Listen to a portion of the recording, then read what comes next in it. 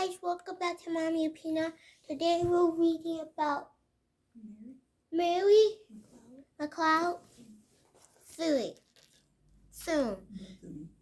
Bethune. And it's for Black History Month. Let's get started. They can see your face. Oh.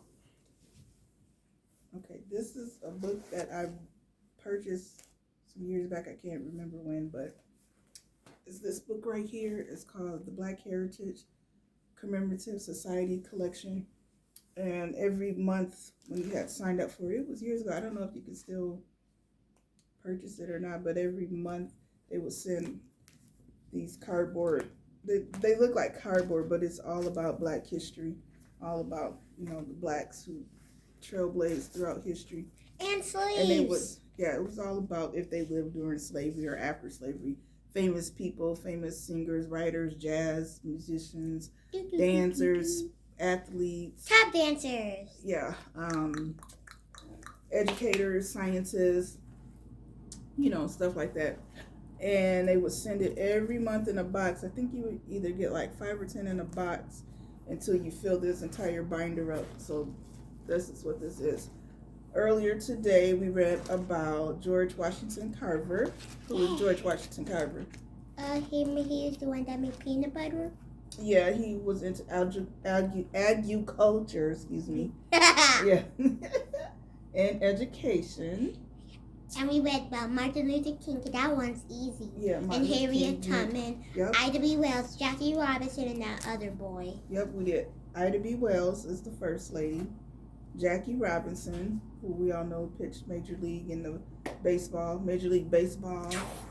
Roberto Clemente, he was also a baseball star, a humanitarian. Yay! Harriet Tubman, Mother Moses, Duke Ellington. Yeah. He was the big band leader, world-renowned big band leader. Bessie Coleman, who was in a plane. Yep, she was. And she died because she died in a plane crash. Yep, and George Washington Carver, Martin Luther King, and now we're reading about Mary Mcleod Bethune, who was an educator, activist, and advisor, one of America's most influential Black women. Yay! And guys, we're on this one.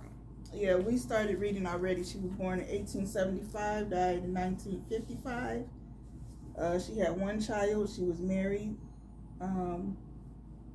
She started a lot of schools and colleges and a lot of Black institutions, hospitals for Blacks. And she also began focusing her attention on political and organization issues. And what else? You want us to read it or not read it? You want me to read it? Yeah. It's his project, so anywho. It says she began to focus her attention on political and organization issues. Her advice to Woodrow Wilson, Vice President Thomas Marshall, led to the Red Cross decision to integrate. I can't see. She was also appointed president of the Florida Federation of Colored Women in 1917. In 1924, she attended the highest office then available to African American women as president of the National Association of Colored Women. She organized the National Council of Negro Women in 1935 at the age of 60.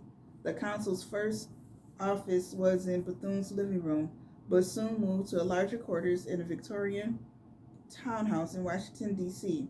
In this council house, she received government officials, head of state, and leaders from around the world in her role as president. The organization grew to 800,000 members by 1955. Bethune next became an advisor to the U.S. president and federal agencies. Yes, sir. Yeah, you don't have to whisper. Oh yes, guys. About that if you go on pbskids.org, where I know what everyone watches if you're children, they'll find a Black history where there's Harriet, a lot of people that were Blacks and that were slaves and that they've been treated mean. And that there's Jackie Robinson, there's some of the on PBS Kids, there's some of these on PBS Kids, so yeah. And they're actually cartoons, so they're, you know, on a child's level. So they made it kind of fun to watch, but still educational.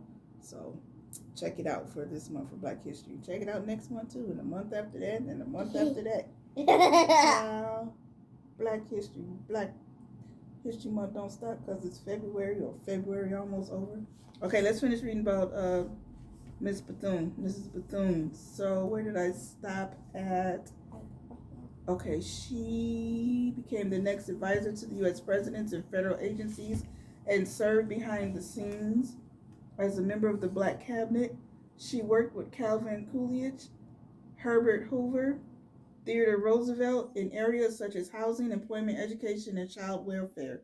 She was named Director of the National Youth Administration Division of Negro Affairs in 1936 and served for 8 years as the first Black woman in the federal agencies at this level. She was named Vice President of the NAACP in 1940 and served in 1951 on President Truman's Committee of 12 for National Defense.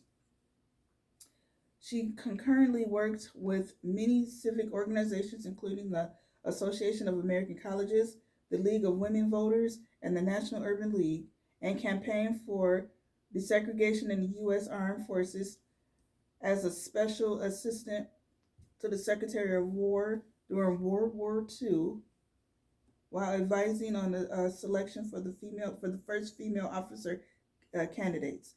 At this time, she also became a close friend of Eleanor Roosevelt and was appointed consultant in international affairs and understanding at the Charter Conference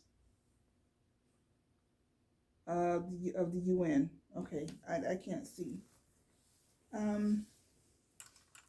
When Bethune died in May 18th, 1955, she had advanced the causes of educational opportunity and I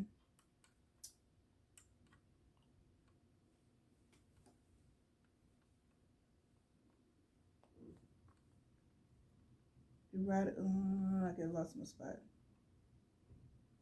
When Bethune died in May 18, 1955, she had advanced in causes of education opportunity and international cooperation immeasurably.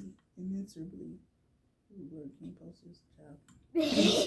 Honored with the statue in Washington, D.C.'s Lincoln Park, the first Black woman to be so recognized, and her council house is a National Park Service historic site, which houses the Mary Mcleod Bethune Memorial Museum and National Archives for Black Women's History. Her many honorary awards and degrees include Commander of the Order of the Star of Africa from Liberia, and the highest award of the Haitian government and Haitian Medal of Honor and Merit in 1949. She is buried in the Bethune-Cookman College campus. Oh, somebody was calling. Sorry, y'all. I had a mishap. Can't see.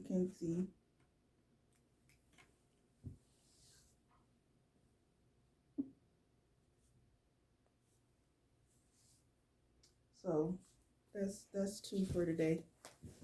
You want to read another one? No. Benjamin Banneker. Oh no. You don't want to read another one?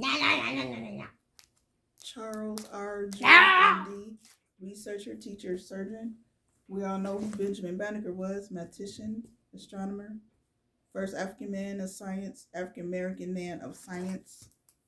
Science.